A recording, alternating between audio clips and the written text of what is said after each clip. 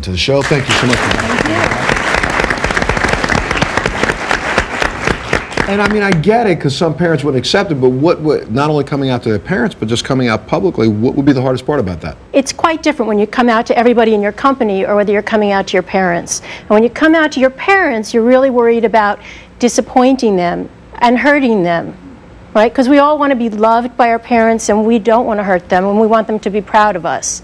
So this is extremely challenging, because when you do come out with them, and there was a great point raised about them needing support when you come out, because it's a very heavy thing to deliver to anybody who loves you. And then I got to come back to Tony's comment, and I don't, believe me, I don't say this as if you said anything wrong, but for her, she gave birth to a boy, and now she has a girl, and somewhere along the way, the boy disappeared. I also got to give her credit for being just a person who's dealing with her own psychological issues. Absolutely. And that, you know, for me, if my daughter tomorrow told me I want to be a boy, I'm going to love my daughter to death. Period. My daughter or my son, I'll love them till and won't. I don't care. But I'm going to be thinking for a while about the pictures that I took with them as a girl or a boy. Absolutely. I need to add, she never had a boy. She had a girl. Okay. The doctors made a mistake because they're taught to look at the genital. Gender lies in your brain. That gets hardwired 8 weeks' time. 1 out of 100 babies are born with some form of gender-sex identity anomaly. The numbers are growing. The variance is growing. And you know what? Endocrine disrupting chemicals that we're seeing, pesticide, herbicides, soy products, are creating a major variance on this, and that's why you're seeing it more and more. Let me tell you now, I'm going back a little bit what Mark is saying, because I thought years ago we did this over and over again. I had a doctor who's one of the noted authorities on ambiguous genitalia, because intersex. And we're seeing cases of intersex on the rise in the world. Now, is it because of chemicals? Is it because is this? And I don't want to say it's because of chemicals. And then people are going to say, fix the chemicals, we fix you. No, it's always been around. Transsexuality has been around since the beginning of time. The variance is increasing. That's the difference. We've always been around. We have a very proud history. Almost every society on this planet has a history of gender blending prior to operations. You can go back to the Native American population here in this country. You can go to the South Pacific. You can go to right down here to the islands off the coast of the United States. There's a lot of gender cross and blending that's been going on historically. There's a lot of good work that anthropologists have done writing about all these different societies. There's really no question that it's something that goes back to ancient times, and that today, though, certainly just in the decades that I've been present, I'm seeing an increase in awareness and an improvement in shows like this, where we wouldn't have been having such an educated and wonderful discussion if we'd been doing this show 10 years ago. You know, I really have to congratulate you. It's a fantastic panel. Thank you. But are we actually, and I don't want to say it this way, because then people are going to call me up or write me a letter and say, what are you trying to say? I have to worry about my unborn child being 1 out of that 100? But is the prevalence going up, or are we It's still extremely rare. Okay. It's extremely rare. Whether the prevalence is going up or it isn't going up, there's various ways of measuring this, exactly what we're talking about, and so I wouldn't want to get into specific numbers. Okay. But it's still extremely rare, and that also speaks to the concerns that I'm sure the audience has when they listen to Ashley's mother and they think, oh no, this, there's something not right about this. Yeah, if the woman would have just given him a chalk, I'm so glad G.I. Joe, it would have fixed it. It's great that Mark is on the panel, so he can say, no, I had the experience that those parents... with a doll in the head. Right, he went through that, what the parents think that maybe Ashley's mother should be doing. But the idea that, well, maybe this is a mistake, what if we're wrong about Ashley? But it's such a small number of children that are that definite and that sure and that vocal that the odds of being wrong are not that great when you get somebody who's that certain about themselves. Gotcha. Let me take a break. We'll come back. An expert explains the legal and societal struggles that we're dealing with right now when it comes to transgenders. Why? Because people like yourselves go to the workplace, and unfortunately, they don't have a problem. Y'all do. We do. We have an issue. Honestly, I'm sitting there with you. I'm not worried about you rubbing off on me. I'm not worried about you looking at me the wrong way. It's like, I'm fine. Jeez, let me take a break. We'll be back right after this.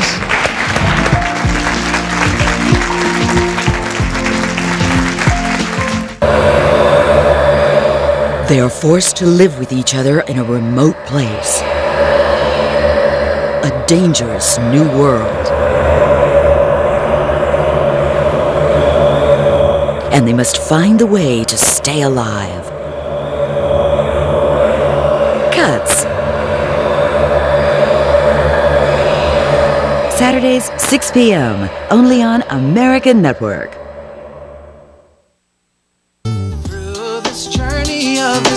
I heard about your mother falling down the stairs. Oh, and you came to see how she was? No, I came to see how the steps were. Not Charles's fault that the carpet on the stairs was loose. The carpet was loose? Did I say that? Pay no attention to me. I'm very, very drunk. I only needed help with one spot. One? Silly. Look at this, and this, and what? Half and Half, Sundays, 8 p.m., only on American Network. They're on their way into the studio. Stand by, Oprah's ready. Why was he trying to kill you? He was obsessed with that woman in Norway. This is the most disgusting thing I ever heard was rat poison on the condom. Yes. Yeah. Do you like it? I hope so. Why did you want to be president? To change my country. This has been a really good day for me, standing between Oprah, a president weekdays, and a queen. 8 p.m., only on American Network. Please forgive me. Do you feel like you're 70 years old? Killed this interview. It's real, it's dark, it's perfect. I'm just very, very sorry that it's come to this. How you doing? Oh, nice shuffle. Here we're shuffling. Divorce is a sacred institution between a man and a woman who hate each other. It shows this kind of, complex mind at work.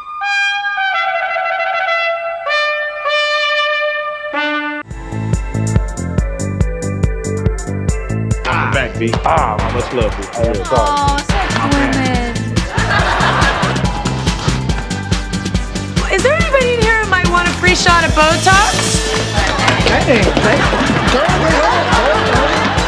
Run your fingers through some tangents. What did you say? Says he loves you. Cuts. Saturday, 6 p.m., only on American Network.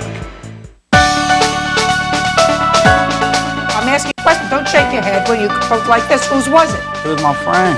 You will find that I guarantee you I'm smarter than your father. Guaranteed. I shouldn't have to be inconvenienced like that. That makes two of us. Shh. Why are you answering him? Miss Jones? Grow up. You ever been in trouble with the law, Mr. Judge Yao? Judy. Yes, ma'am. Weekdays, 6 p.m., only on American Network. In 1952, America was shocked that blonde bombshell Christine Jorgensen was once a man. The world's eyes had been opened to transsexuality, but social acceptance would prove to be a long and difficult road for many of these stigmatized Americans. We got harassed quite a bit by the police. I wasn't bothering anybody, but I was dressing as a woman the way I feel, so they put me in jail for female impersonation. I've never felt as though I was impersonating female. I felt I am a female.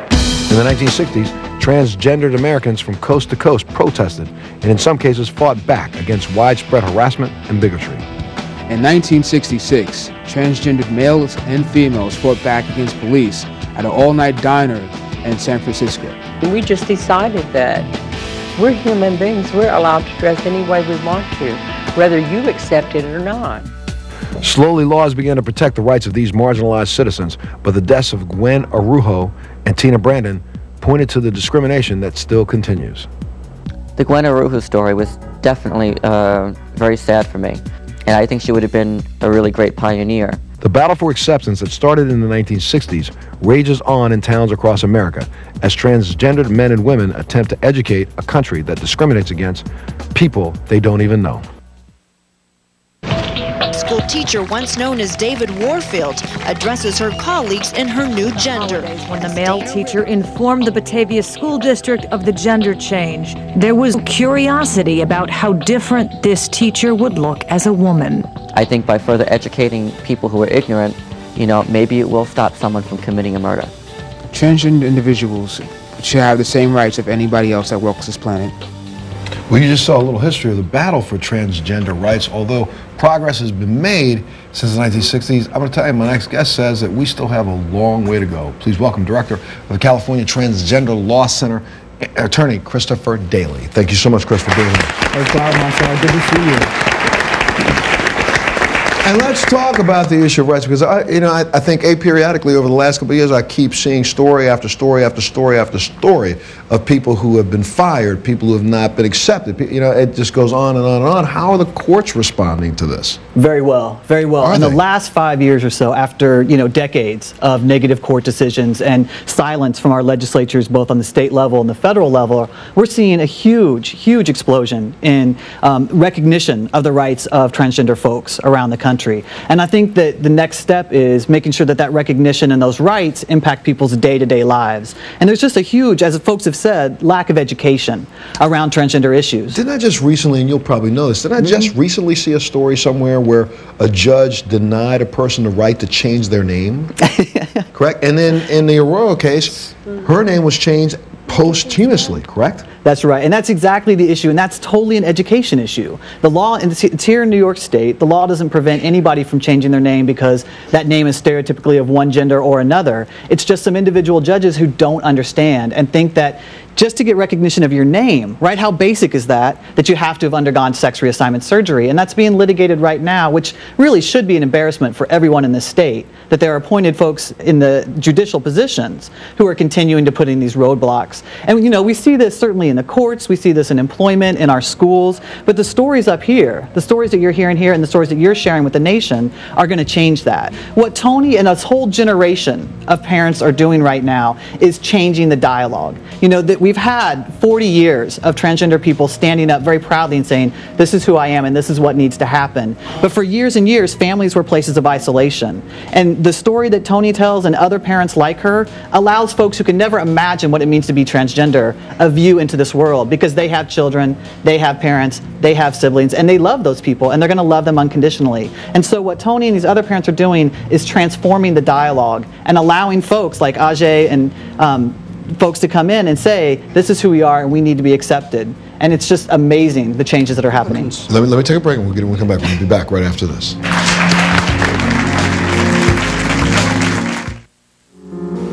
A dear friend of the Montel Williams Show and a guest who has appeared on our show several times over the last 16 years, Dr. Paul Pearsall, recently lost his son, Scott. And although Scott battled with cerebral palsy his entire life, he never let it stop him from accomplishing his dreams. Most importantly, Scott was a devoted, loving son who actually saved his father's life when he was a donor for his father's own bone marrow transplant. And this young man's strength and courage moved us all deeply, and I hope that Scott's senseless death can serve as a lesson to all of us, reminding us how our negative words and actions can so tragically and profoundly impact other people. My thoughts and prayers go out to the Pearsall family and to all of those who suffer the stigma of having to be in this society a little different. To make a donation to United Cerebral Palsy in Scott Pearsall's honor, you can log on our website, which is www.montelshow.com.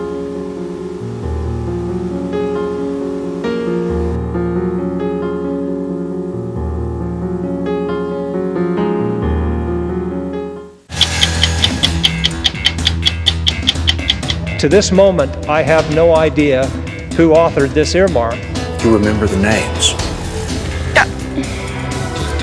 Hey, Lee, come on. Ouch! You can control the mood of the interview as much as I can. It depends. I want to try. You trying to sell me some shoes now? No. What point do you say to yourself, we can't save this life? We don't make that decision.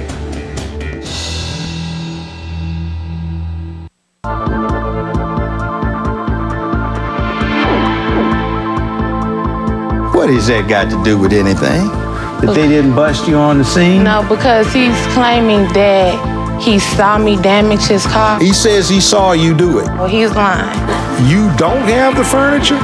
It is at this time, it's at my brother's. But I'm the one that went to jail. Judge Joe Brown, 6:30 p.m. Only on American Network.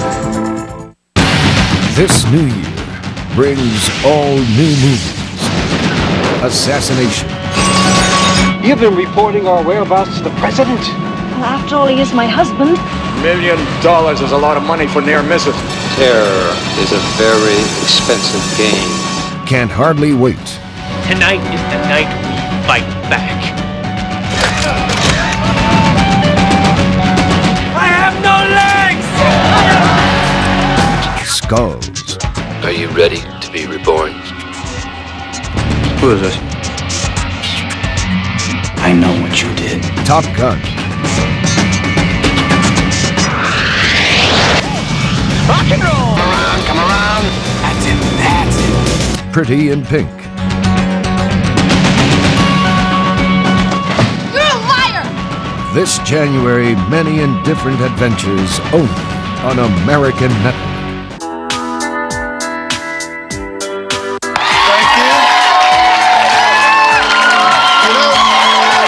You say she attacked you holding one of your children and tried to choke you, right? This isn't good. Did you take a swing at her? Had I wanted to hurt her, I could have hit her in her breast. Tell the truth, Mother. Dr. Phil, weeknights 9 p.m. only on American Network. They're on their way into the studio. Stand by. Oprah's ready. Why was he trying to kill you? He was obsessed with that woman in Norway. This is the most disgusting thing I ever heard was rat poison on the condom. Yes. Yeah. Do you like it? I hope so. Why did you want to be president? To change my country. This has been a really good day for me, standing between Oprah, president weekdays and a queen. 8 p.m. only on American Network.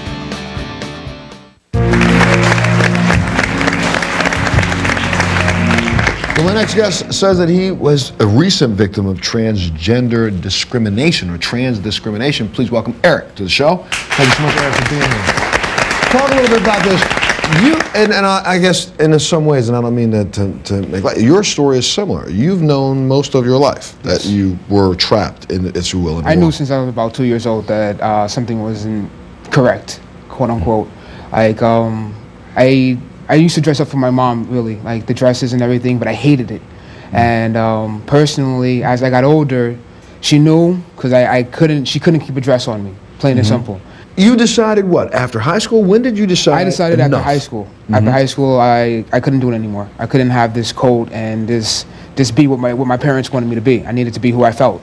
You developed some culinary skills? Oh, I developed, yes. Over-the-top culinary skills, right? Yes. So you went, applied, got a job at one of the top restaurants in town? Yes, I worked at the Castle for a year, and I was the chef's #1 guy. Anytime anything went wrong, he came to me, and I loved it. So what happened behind your back that you didn't know about? One of my coworkers brought in my high school yearbook.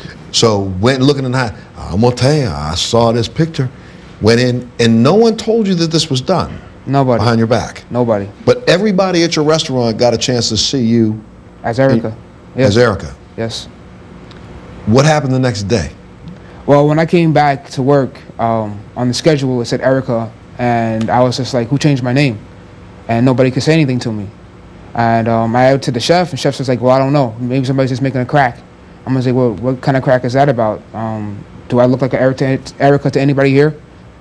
And because I would complain to the chef, like, what's going on? Because I was getting treated differently. I felt the difference, but I didn't understand why. To the point that they fired you, did they not? Yes. And right now, you have a lawsuit in this state against that restaurant. Correct. And the lawsuit is for what? For discrimination under a transgender basis. And this will be the first case adjudicated in the state under that, will it not? Yes, it will. And hopefully, since now the judge has already come back and told you you have the right to sue. Yes. So are you going to go ahead and continue to sue, or are you going to let these guys settle this thing? No, I'm going to try to go as far as I can, honestly. Because you want this in court so that it will be a precedent. Yes. And then I shouldn't say it's not. The objective is not to be a precedent center, but you may as well be one if you got the case there, correct? Correct. And what do you think? What do you think the outcome of this case will be? They've made tons of arguments, saying that of course we can fire this person because they're transgender, not protected in New York State. Judge came back and said sex discrimination, that's why you fired him, because of his sex. You're on the hook if he can prove his case. And so, Eric's not going to let him off the hook, it sounds like. Well, we wish you well, but I'm hoping that this all comes out. You are working somewhere else, though, right? Yes. So we can come and enjoy your treats and your culinary expertise. Where are you at? I'm in the works right now, trying to get my own restaurant, honestly. Well, come on, open it up and let us know. Let me take a break. We'll be back right after this.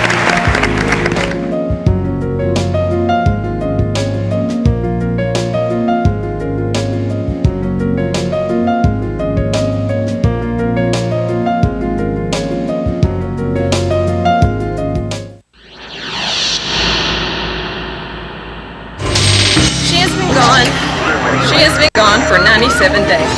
We always went for the truth. These three boys know what happened to your daughter. Yes, if he doesn't give me money when I get home, I'm going to kill him. So honestly, there's no question about it. She was there. She admits that she was there. Saturdays, 9 p.m. Only on American Network. Maddie, what is it? No. Can you ever forgive me? I made a mistake. And now Lewis has ruined Maddie's life, and God knows what else he has done. I warned you, little girl. I warned you not to betray me, but you couldn't keep your mouth shut. And now, you're going to pay. Willis tried to fix the marriage, and you won't give him a chance. I'm not talking to you about my marriage.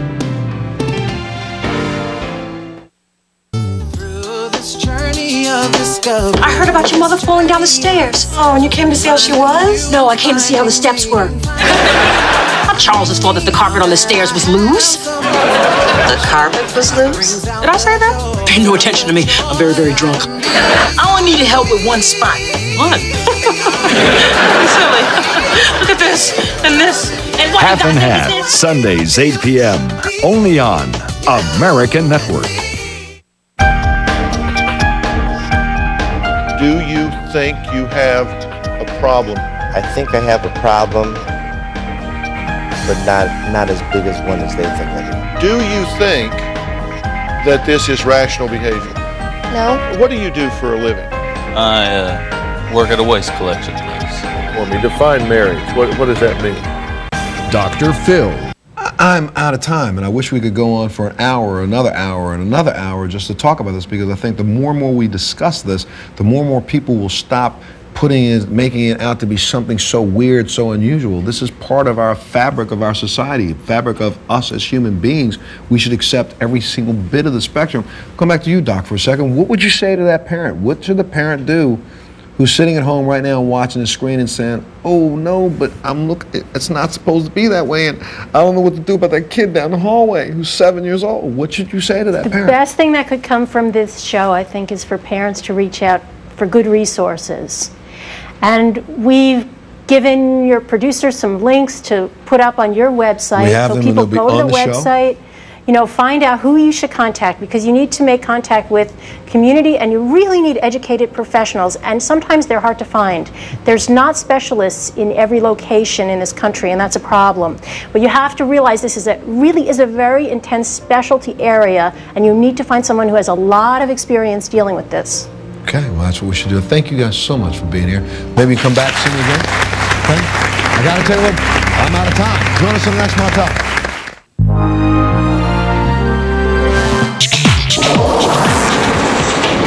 American Network. It won't happen sooner anywhere else.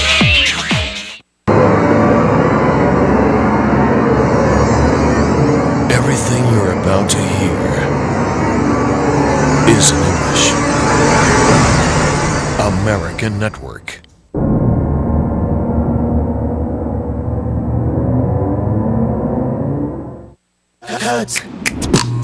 Cuts.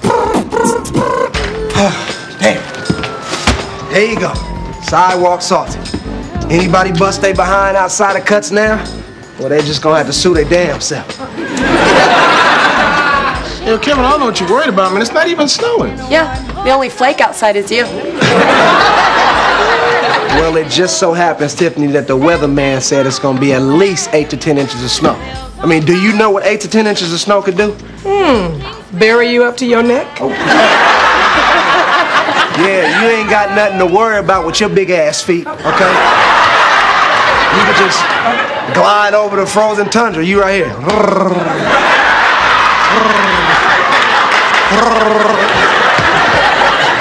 Hey, y'all, come on. Isn't it about time we took these decorations down? No, come on, let's leave it on. Come on. Why are you being such a Grinch? Oh, win-win problem. Oh, come on, girl. It's New Year's, not April Fool's. You know, it's just the end of the holiday season always gets me down. Yeah, I used to love the New Year's Eve countdown, waiting to kiss that special someone. This year, I'll try not to cry while I put fresh batteries into my new best friend. Okay, the TiVo remote, people. Well, my new man, who's a personal trainer, in case y'all forgot. We haven't forgot, Candy. Hey, your Christmas card got a picture of Loxley in a Santa thong. Anyway, he's spending quality time with his family in North Carolina, and you're not gonna find me moping around the house. I agree with Candy. We should bring in the new year single and strong. Even though I can get a man anytime I want. Yeah, but can you keep the man? Okay, because you got the revolving door right by your bed. The men just go in and come out. They go in and come right out.